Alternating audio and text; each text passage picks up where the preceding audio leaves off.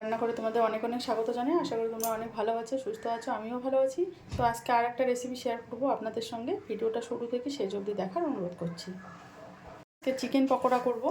তার জন্য এখানে 500 গ্রাম চিকেন আমি গরম জল দিয়ে ধুয়ে নিয়েছি আর ছোট ছোট টুকরো করে নিয়েছি।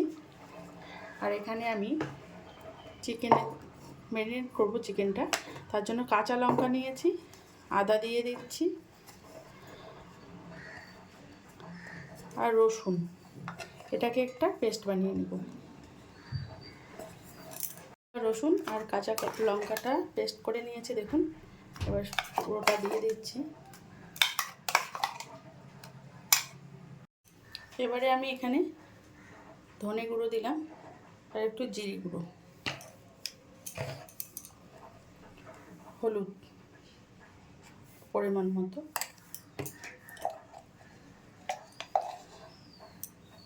কাশ্মীরি রেড চিলি পাউডার, এটা দিয়ে কিছুক্ষণ আমি ম্যারিনেট করে রেখে দেবো।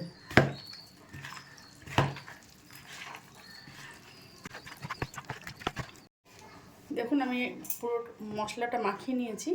এখন 25 মিনিটের জন্য একটু রেস্টে রাখবো। পর ফিরে এলাম। এখানে পেঁয়াজ নিয়েছি আর কাঁচা লঙ্কা নিয়েছি কুচো করে, এটা দিয়ে দিচ্ছি।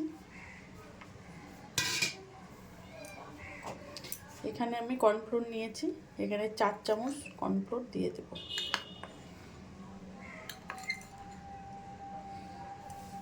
চার চামচে আছে।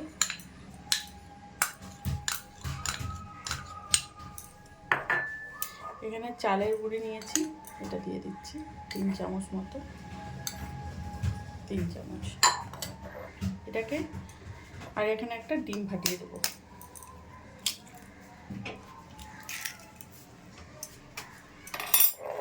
ভালো করে মেখে নিচ্ছি।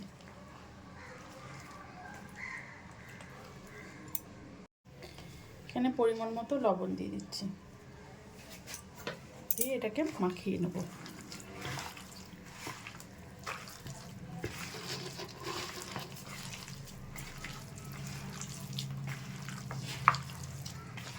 ভালো করে মাখিয়ে নিয়েছি, এবার ভেজে নেব। কড়াই বসিয়ে দিয়েছি, পরিমাণ মতো রিফাইন তেল দিয়ে দিচ্ছি।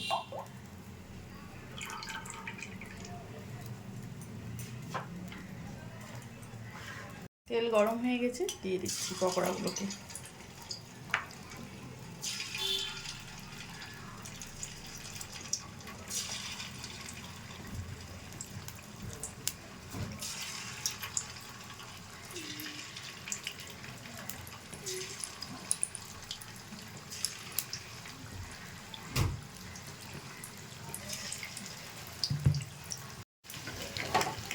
এগুলোকে উল্টে দিচ্ছি।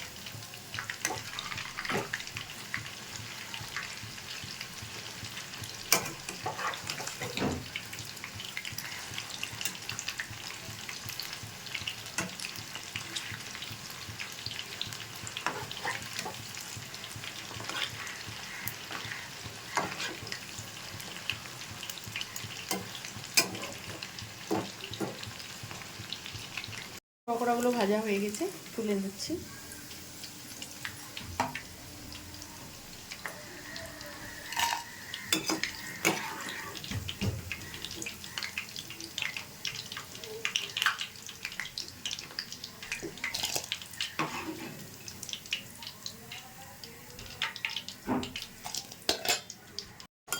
আর এক ব্যাচ দিয়ে দিয়েছি, এগুলোকে উল্টে পাল্টে ভেজে নেব।